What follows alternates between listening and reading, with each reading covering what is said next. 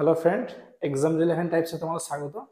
তোমাদের মধ্যে অনেকে মেসেজ করেছিলে যে স্যার আপনি ভয়েস সিঙ্ক প্রোভাইড করেছেন, খুব সুন্দর বুঝতে পেরেছি, এরর কারেকশন করাচ্ছেন, আমাদের কোনো সমস্যা নাই, কিন্তু পিকিউআরএস আবার ইভেন আপনি ফিল ইন দ্য ব্ল্যাঙ্কস বুঝিয়েছেন, কোনো সমস্যা নেই। পিকিউআরএস স্যার গ্রামার ছাড়া কি করে করবো আপনি একটু বোঝান আমাদের, ঠিক আছে? কিন্তু প্রত্যেক জনাকে তো ইন্ডিভিজুয়াল বোঝানো সম্ভব নয়। তার জন্য আমি একটা ক্লাসের মাধ্যমে তোমাদের প্রোভাইড করতে চলেছি। ক্লাসটা দেখে তোমরা নিজেরাই রিয়েলাইজ করবে যে স্যার গ্রামার না জেনেও কিন্তু পিকিউআরএস করা যায়, ঠিক আছে, টেকনিক অনুযায়ী।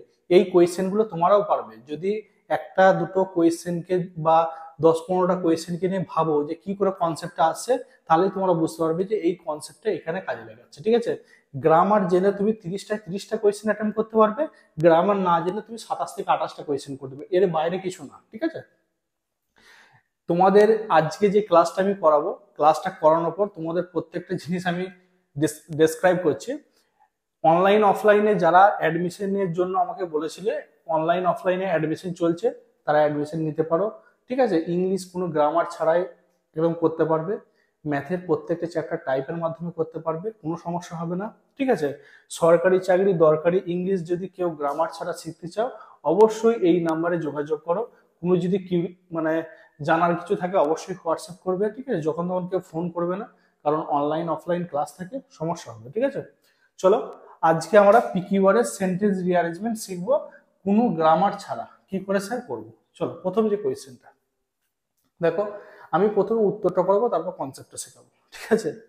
বলছে প্রশ্নের মধ্যে যদি হি কথা অথবা সি কথা দেখতে পায়, কি বললাম স্যার? প্রশ্নের মধ্যে যদি হি কথা অথবা সি কথা আমার চোখে পড়ে যায়, চারটা অপশনের মধ্যে, ঠিক আছে, ওই প্রশ্নের মধ্যে একটা ভদ্রলোক অথবা ভদ্র মহিলা থাকবে। যদি হি থাকে ভদ্রলোক থাকবে, আর সি থাকলে ভদ্র মহিলা থাকতে পারে। এরপরে স্যার হি থাকলে অনেক সময় ভদ্রলোক ভদ্র মহিলার বলতে এ ম্যান থাকতে পারে, এ ওয়াইজ ম্যান থাকতে পারে, ঠিক আছে? তো তাহলে আমি সেটাকে প্রথমে বসাবো, তারপরে হি বা সি বসাবো, ঠিক আছে? কনসেপ্টটা দেখি। প্রশ্নের মধ্যে দেখো, এখানে একটা কি দেখতে পাচ্ছি, হি দেখতে পাচ্ছি, কি দেখতে পাচ্ছি? তো ওই প্রশ্নের মধ্যে একটা লোক বোঝাবে বা অথবা একটা ছেলে মানে নাম বোঝাবে। কি, রাম থাকতে পারে, শ্যাম থাকতে পারে, এ ম্যান থাকতে পারে, দ্য পুলিশ ম্যান থাকতে পারে, একজনকে বোঝাবে, ঠিক আছে? সেই আগে হবে। দেখো এখানে দেখা যাচ্ছে এ ম্যান আছে না, এ ম্যান আছে, তাহলে এ ম্যান প্রথমে আসবে, কি এলো?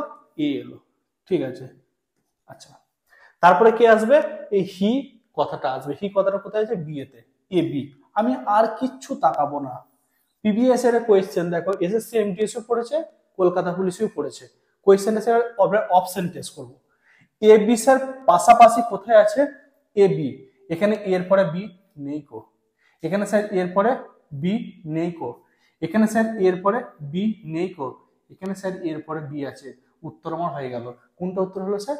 অপশন ডিটা। তাহলে দেখো দেখে উত্তর করা যাবে।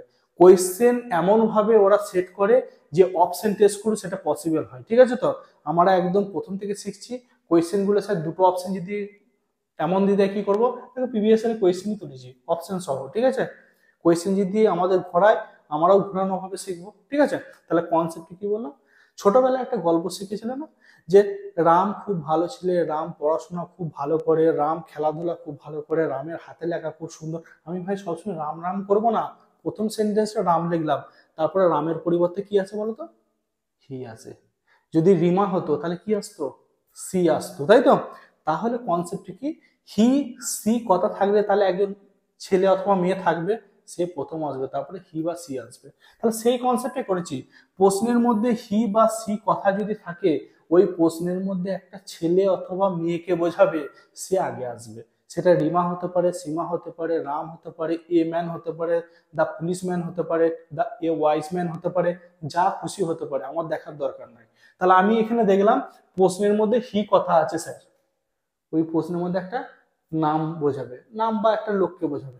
দেখছি নাম নাই, এ ম্যান একটা মানুষ লোক আছে, সে আগে আসবে। সে কোথায় আছে স্যার? অপশন এ তে। তাহলে এ প্রথম এলো, ঠিক আছে, এ এলো। হিটা কোথায় আছে? হিটা আছে বি এতে, তাহলে এর পরে কি এলো? বি এলো। এ বি কোন অপশন আছে? সে প্রথমেই থাকবে তার কোনো মানে নাই, এ বি পাশাপাশি কোথায় আছে সেটা দেখবো। যদি প্রথমে থাকে ভালো কথা, দেখছি এর পরে ডি আছে, ই তো হলো না। এখানে এর নেই কো, সি আছে, হবে না। আচ্ছা এখানে, এখানেও নেই কো, হলো না। এখানে দেখছি এরপরে বি চুপ করে বসে আছে, তাহলে কোনটা হয়ে গেল? অপশন ডিটা হয়ে গেল। আমি চুটকিতে উত্তর করতে পারলাম। ক্লিয়ার হয়েছে? চলো নেক্সট আমরা যেটা দেখবো সেটা হচ্ছে 2 নম্বর কোয়েশ্চেনটা। একই কনসেপ্ট। আগের ক্ষেত্রে কি ছিল বলতো, একজন ছিল, তার জন্য কি ছিল, হি বা সি। প্রশ্নের মধ্যে বলছে, প্রশ্নের মধ্যে যদি দে কথা দেখতে পায়, কি বললাম, প্রশ্নের কোনো একটা পিকি ওয়ার্ড যদি দেয়, কতগুলো কনসেপ্ট আছে, এই কনসেপ্ট গুলো করলে তুমি খাতা মানে কোয়েশ্চেন দেখবি ফুটিয়ে দেবে। কারণ আমি ভয়েস চেঞ্জ দিয়ে তোমাদের প্রোভাইড করে দেখিয়ে দিয়েছি যে কি করে চুটকি মেরে মানে ভয়েস চেঞ্জ করতে হয়, এরর কারেকশন দেখিয়ে দিয়েছি, সাবজেক্ট ভার্ব এগ্রিমেন্ট দেখিয়ে দিয়েছি কি করে করতে হয়, তোমাদের ফিল ইন দ্য ব্ল্যাঙ্কস আমি কোয়েশ্চেন মানে প্রোভাইড করে দেখিয়ে দিয়েছি ভিডিও, যে কি করে অ্যান্সার করতে হয়, পিকি ওয়ার্ডে আজকে শেখাচ্ছি। দেখো প্রশ্নের মধ্যে যদি দিয়ে ভদ্রলোককে দেখতে পায়, ওই প্রশ্নের মধ্যে দুজন বা দুজনের বেশি জন থাকবে, সে প্রথম আসবে। কি দিয়ে থাকা মানে, দিয়ে মানে অনেকজন। তাহলে এখানে দেখবো দিয়ে থাকা মানে ওই প্রশ্ন অপশনগুলোর মধ্যে যে অপশনেতে দুই বা দুইয়ের বেশি জনের বোঝাচ্ছে সেটা আগে আসবে। তারপরে দেখো এখানে প্রশ্নের মধ্যে কোথায় আছে, প্রশ্নের মধ্যে এখানে ভদ্রলোক কে বসে আছে, দিয়ে বসে আছে, আছে কি নাই? আছে। আচ্ছা ওই প্রশ্নের মধ্যে কিছুটা দিয়ে দেখা, এখানে তেনালি একজন আছে, না দরকার নেই। এখানে দেখো Tenali Raman and his wife, তাহলে এ একজন, এ একজন, কজন হচ্ছে গো? দুজন বোঝাচ্ছে। আমি কি বললাম, যদি দে কথা থাকে দুজন এবং দুজনের বেশি জনকে বোঝাবে, তাহলে সে প্রথম আসবে, তারপরে কি আসবে, দে আসবে। তাহলে এই ভদ্রলোক কত নম্বর আছে, ডির আগে আছে, হলো। দেটা কত নম্বর আছে, এ তে আছে। আচ্ছা ডি এ কোন অপশনে আছে দেখি স্যার। আচ্ছা আমি দেখি এখানে ডি এ আছে, হওয়ার চান্স আছে। এখানে দেখো ডি এর পরে সি আছে, ই হবে না। এখানে ডি এর পরে বি আছে, ই হবে না। এখানে দেখো ডি এর পরে বি আছে, ই হবে না। তাহলে কোনটা উত্তর হয়ে গেল স্যার, অপশন এটা হয়ে গেল। চুটকি মেরে উত্তর হবে, ঠিক আছে? ভয় খাওয়ার কিছু নাই। আমি বারবার বলছি, ইংলিশ পার্টটা বা ম্যাথ পার্টটা রিজনিং পার্টটা খুব একটা কঠিন পার্ট নয় তো। ছোট থেকে আমাদেরকে এটা কঠিন ভাবানো হয়েছে, ঠিক আছে? কোয়েশ্চেন আমি দেখো প্রত্যেকটা পার্ট করাচ্ছি, কোনো সমস্যা হচ্ছে? পড়াতে হয় এইভাবে যে 100টা ছেলে যদি থাকে 100টা ছেলেই বুঝতে পারবে, এটা হচ্ছে টেকনিক, ঠিক আছে? কনসেপ্ট গুলো গ্রামার পড়ে পড়ে এই বুড়ো বয়সে আর সম্ভব হবে না, ঠিক আছে? একদম এজ খুব, কাউরি দেখবে 2 বছর টাইম আছে, কাউরি 1 বছর টাইম আছে। এই অবস্থাতে কেউ গ্রামার পড়ে পড়ে, তোমরা এতদিন গ্রামার পড়ে আয়ত্ত করতে পারোনি ভাই, এখন 1 বছরের মধ্যে কমপ্লিট হবে না, ঠিক আছে? যারা ফেলিয়ার হয়ে যাচ্ছে, মনে করছে যে স্যার আমি পারবো না, তাদের দোষ নয়, কারণ ছোট থেকে সেই জিনিসটা আমরা পাইনি তো, ঠিক আছে? কেউ যদি মনে করে স্যার অল্প দিনের মধ্যে আমি জিনিসটাকে আয়ত্ত করতে পারবো, তাদের অপশন আছে, ঠিক আছে? আমি ক্লাসটা করালাম, আশা করি কারোর কোনো সমস্যা নেই। তাহলে দুটো কনসেপ্ট আমি আরেকবার রিপিট করছি। 1 নম্বর টাইপ কি শিখলাম, প্রশ্নের মধ্যে হি কথা সি কথা যদি থাকে, ওই প্রশ্নের মধ্যে একটা নাম থাকবে, রাম থাকতে পারে, রিমা থাকতে পারে, সীমা থাকতে পারে, অথবা এ ম্যান থাকতে পারে, দা ওম্যান থাকতে পারে, এ ওয়াইজ ম্যান থাকতে পারে, মানে একটা লোক বা মেয়ে বোঝাবে। হি থাকলে লোক বোঝাবে, সি থাকলে মেয়ে বোঝাবে, ঠিক আছে? তো সে প্রথম হবে, তারপরে হিটা হবে। ক্লিয়ার হলো? আচ্ছা 2 নম্বর কি বললাম, প্রশ্নের মধ্যে যদি দিয়ে কথা দেখতে পায়, ওই প্রশ্নের মধ্যে দুইয়ের বেশি জনকে বোঝাবে। কি এখানে দেখো রামান আছে আর তার ওয়াইফ আছে, দুজন আছে, তারা তারা আগে হবে, তারপরে কি হবে, দিয়ে হবে। তাহলে ই 1 নম্বর হলো, ই কত নম্বর হলো, 2 নম্বর হলো। তাহলে 1-এর পরে 2, তাহলে ডি এর পরে এ কোন অপশন আছে, হয়ে গেল, ঠিক আছে? তাহলে এইভাবে অ্যান্সারটা করতে হয়। কেউ যদি অনলাইন ব্যাচে, ইভেন আমার এখন অনলাইন ব্যাচ চলছে, কেউ যদি অনলাইন ব্যাচে অ্যাডমিশন নিতে চাইছো, ঠিক আছে, তারা অবশ্যই এই নাম্বারে যোগাযোগ করো, জিনিসগুলোকে ভালো করে আয়ত্ত করো। দেখো অনেকে আমাকে মেসেজ করছে যে স্যার ফিজটা আপনার হয়তো একটু বেশি হয়ে গেছে, অনেকে মেসেজ করেছো, কিন্তু একটা জিনিস আমি তোমাদের ক্লিয়ার আজকে করে দিই।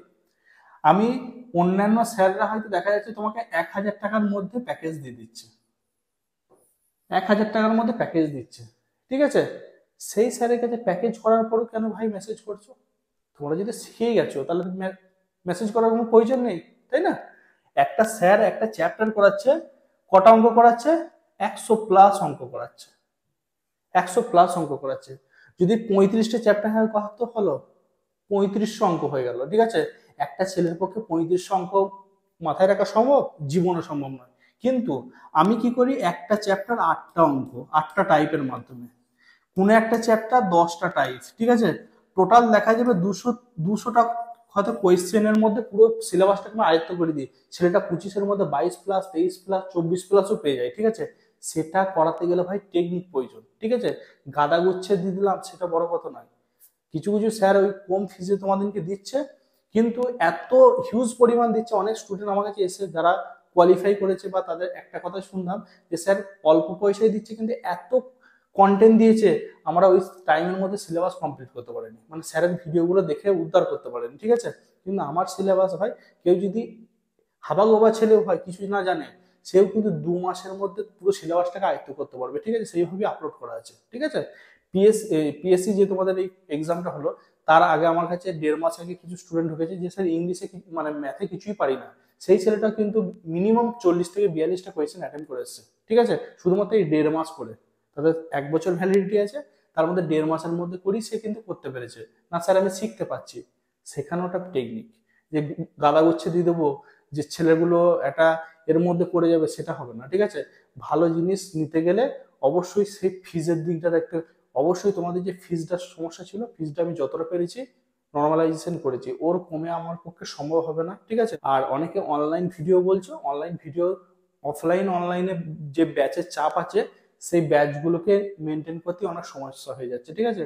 অনলাইনে যে আমি ভিডিওটা বানাবো, শুধু ভিডিওটা বানানো নয়, ভিডিওটা বানানোর আগে পিডিএফ ঠিক ঠিক করতে হবে, সেটা সেট আপ করতে হবে, ভিডিও বানানো, সেটাকে এডিট করা, আপলোড করা, থাম্বনেল তৈরি করা, অনেক টাইম। একটা আধ ঘন্টার ভিডিও করতে গেলে মিনিমাম 4-5 ঘন্টা সময় লাগে, ঠিক আছে? তার জন্য এই জায়গাটা অনেকটা সমস্যা হয়ে যাচ্ছে। তোমরা যারা সিরিয়াস ক্যান্ডিডেট আছো, যে স্যার শিখতে চাইছি, তারা অবশ্যই ব্যাচে এনরোল করো, কোনো সমস্যা হবে না, ঠিক আছে? আর যারা মনে করছে যে স্যার এই পার্টটা আমাদের প্রোভাইড করলে সুবিধা হয়, আমাকে মেসেজ করে রাখো, আমি টাইম মতো যদি সময় মানে সম্ভব হয় অবশ্যই আপলোড করে দেবো, ঠিক আছে? চলো এখানেই শেষ করলাম, ভালো থাকো।